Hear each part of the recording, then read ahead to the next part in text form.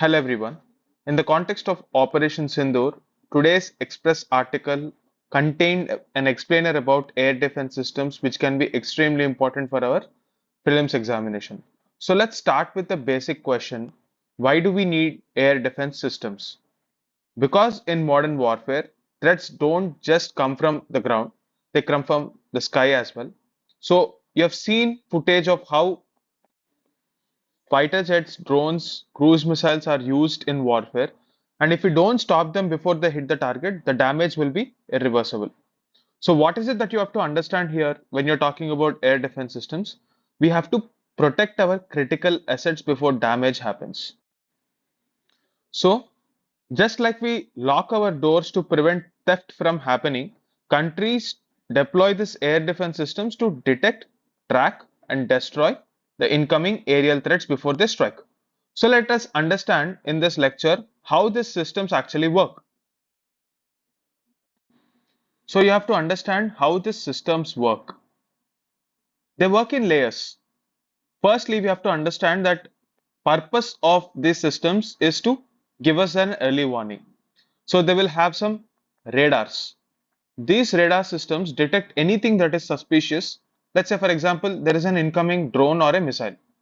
So this is your first alert using radars. This is the first component of a air defense system.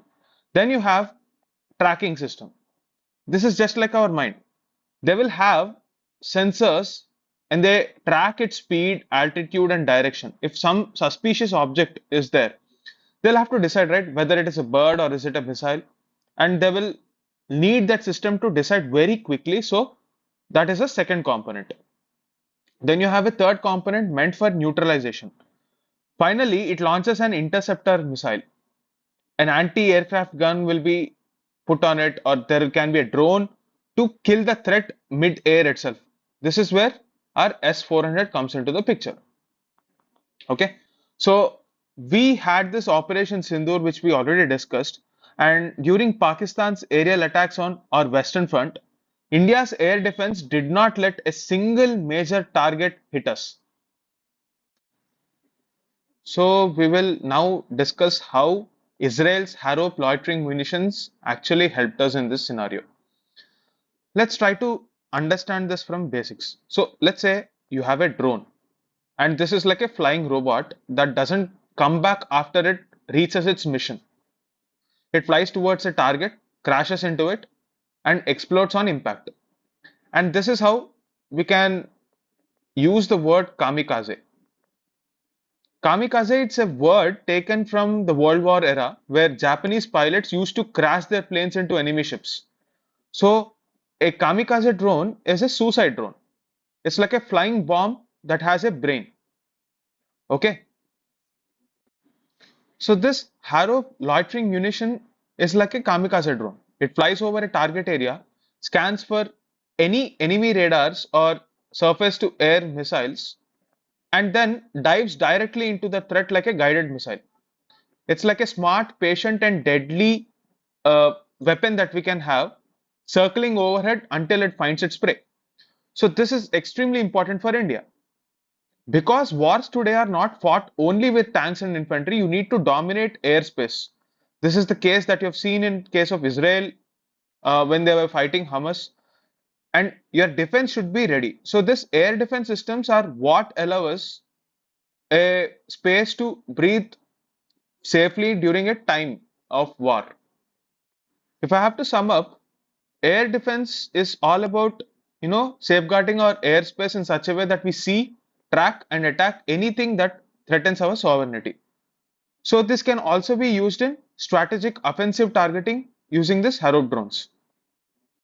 So this Harop drones have the capacity to almost search for 6 hours and attack the target. That's why they are very powerful. What are the other types of air defense you have? Firstly, you have the anti-aircraft artillery, also called AAA. So this is the oldest form. Guns shoot down aircraft and things like drones, but these are now used mostly in close range last resort defense only. These are not the most advanced. These are in fact the oldest. Then you have missile based systems where they use guided missiles to shoot down the threats. So these can operate in short medium, as well as long range. And if you have to take examples of this, you have Akash, S-400, Spider, Barak, etc.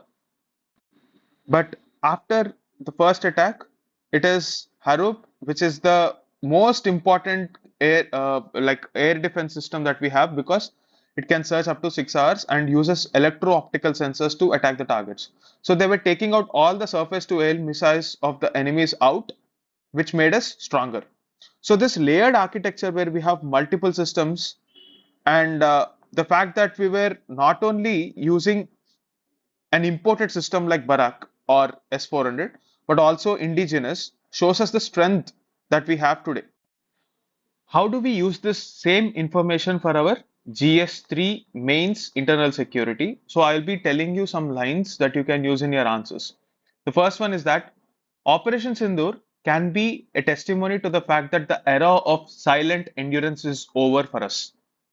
Strikes like Sindoor must be a part of our wider strategy combining diplomacy, deterrence, and credible defense infrastructure.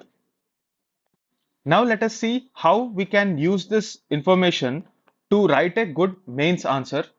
I'm giving you a sample question here that can be asked in science and technology. Discuss the significance of advanced air systems or air defense systems in India's national security design. How do they shape modern warfare? This can be a 150 word question, 10 marks. So the key words that you have to focus on is discuss and how. So in the first part, you need to have the ability to use certain keywords that will exactly capture the purpose that they are solving. So the key word that I'm talking about here is the presence of a multi-layered defense architecture. We spoke about how they can track and ultimately destroy the target.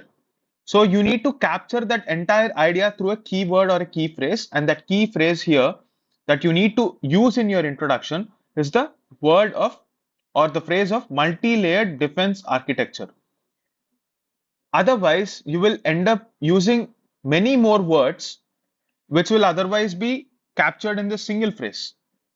Don't do that. And once you mention this multi-layered defense architecture in the introduction, the examiner will understand clearly that the value that you have added. And you have to substantiate it with some examples. Here you can give the example of Harup. Now, the second part of the question is about how they are focusing on process. How means they are expecting you to show them the process. So when they say they shape the warfare, you have to clearly show a contrast between before and after. Your answer should visually present this differentiation. So when you're writing these answers, your answer must show the earlier state. That is what was lacking in the previous setup. For example, vulnerability, delayed response, the conventional systems were slow. And after this uh, advanced air defense mechanisms came into the picture, what was the intervention? So with AAD, you have layered systems, automation, enhanced deterrence, faster interception. All the points that we discussed should be visible here. So before and after picture should be very clear when you are writing the second part of the answer. This is where a lot of people make mistake. When they write answers, they just write about modern warfare, which is not even the focus. They're asking the link between advanced air defense before and after. That is the reason why you have to focus on the process. How means the structure of the question should clearly communicate the before and after contrast, and therefore the significance. You have to connect it back to the first part. Okay, so that's how you have to structure a mains answer. So that's it for now. I hope you understood the intent of this video. Thank you.